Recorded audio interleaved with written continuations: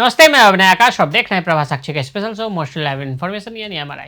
बीते कई दिनों से हम लगातार अमेरिकी टैरिफ से उपजे संकट की बात कर रहे हैं। अब यह साफ होता जा रहा है कि कोई पीछे हटने को तैयार नहीं है। अमेरिका की तरफ से कभी H-1B वीजा को लेकर बयान आता है, कभी पीट नवारो रूस यूक्रेन युद्ध को मोदी का वॉर कह देते हैं। अमेरिका से मायूस हिंदुस्तान अब पूरब से उम्मीद लगा रहा है। अमेरिकी राष्ट्रपति ट्रंप ने भारत पर 50% टैरिफ लगा दिया। चीन के साथ भी अमेरिका की ट्रेड वारनुमा स्थिति बनी हुई है। भले ही उसमें एक वक्ती समझौते से कुछ होल्ड लगा हो, लेकिन ट्रेड वार जैसी स्थिति तो चल ही रही है। वाशिंगटन से रिश्ते तल्ख हैं तो दिल्ली और बीजिंग के पास एक दूसरे के करीब आने के लिए एक वजह और जुड़ गई है। 31 अगस्त को प्रधानमंत्री मोदी 7 साल बाद चीन दौरे पर तिनजियांग पहुंचे। पीएम संघाई कॉर्पोरेशन ऑर्गेनाइजेशन यानी एससीओ की बैठक में शामिल होने के लिए चीन पहुंचे थे। इस बैठक से इधर पीएम मोदी ने चीनी राष्ट्रपति शी जिनपिंग से मुलाकात की। दोनों नेताओं के बीच करीब 50 मिनट तक बातचीत हुई। साल 2020 में हुए गलवान संघर्ष, सीमा पर जारी विवाद और अमेरिकी टैरिफ के बीच मोदी जिनपिंग की मुलाकात को काफी अहम माना गया। ड्रैगन और हाथी का डांस करना जरूरी। चीन के बयान के मुताबिक चीन और भारत दुनिया की पुरानी सभ्यताएं हैं। दोनों के ऊपर अपने देश के लोगों के अलावा विकासशील देशों की एकता की भी जिम्मेदारी है। अच्छे पड़ोसी देश और साझेदार बनना दोनों के लिए सही चुनाव होना चाहिए। इससे ड्रैगन और हाथी का डांस सच्चाई बन पाए। उन्होंने कहा कि दोनों देशों को अपने रिश्तों को रणनीतिक और दीर्घकालीन नजरिए से देखना होगा। बहुपक्षवाद के साथ साथ अंतर्राष्ट्रीय संस्थाओं के लोकतांत्रिकरण के लिए अपनी जिम्मेदारी भी निभानी होगी। ड्रैगन के साथ हानि की संभावना रेखांकित की जाने लगी है, लेकिन इसके लिए अभी दोनों देशों को लंबी दूरी तय करनी होगी। बहुत सारे मतभेद और विवाद दूर करने होंगे। इसका अंदाजा दोनों पक्षों को है।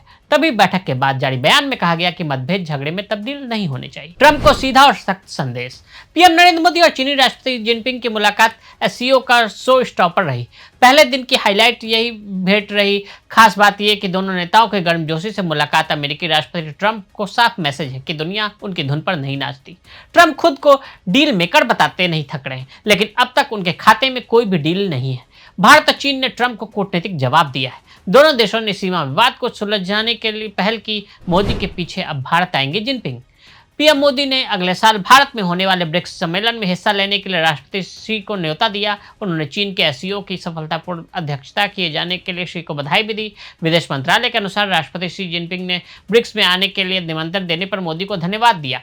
साथ ही उन्होंने भारत की ब्रिक्स अध्यक्षता के लिए चीन के समर्थन की पेशकश की। डायरेक्ट फ्लाइट्स जल्द होगी बहाल। मोदी और जिनपिंग ने दोनों देशों के बीच डायरेक्ट फ्लाइट्स और वीजा प्रक्रिया के जरिए लोगों के आपसी संबंधों को मजबूत दिशा दिए जाने की भी वकालत की। कुछ हफ्ते में यह बहाल हो जाएगी। इस साल गर्मियों में बहाल की गई कैलाश मानसरोवर यात्रा और टूरिस्ट वीजा का जिक्र करते हुए दोनों नेताओं ने माना कि दोनों के आर्थिक रिश्ते दुनिया के व्यापार को स्थिर करने की क्षमता रखते हैं। सामरिक स्वायत्तता।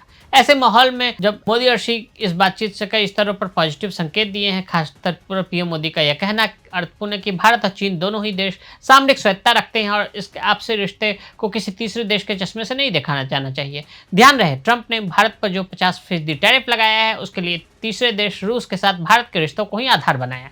इस बयान के जरिए पीएम मोदी ने यह परोक्ष संकेत दिया है कि सामरिक स्वायत्तता का सम्मान करते हुए द्विपक्षीय रिश्ते फल फूल सकते हैं। सालों की कोशिश के बाद यह दिन आया। अमेरिका से टैरिफ के सवाल पर तनाव बढ़ने के कारण भारत और चीन करीब आ रहे हैं। बस इतना कहने भर देना बेईमानी होगी। सच यही है कि गलवान झड़प के बाद एक बड़ी अड़चन के बाद दोनों देशों ने बातचीत के जरिए गलतफहमियां और मतभेद दूर करने की कोशिश नहीं छोड़ी। इस निरंतर प्रयास का ही नतीजा है कि धीरे धीरे मतभेद कम होते रहे और पिछले साल सीमा पर दोनों देशों की सेनाओं के डिसएंगेजमेंट को लेकर भी सहमति बन गई। इसके बाद अब दोनों नेताओं ने इस पर संतोष भी जाहिर किया है कि पिछले साल कजान में हुई शिखर बैठक के बाद रिश्तों में लगातार सुधार जारी रहा।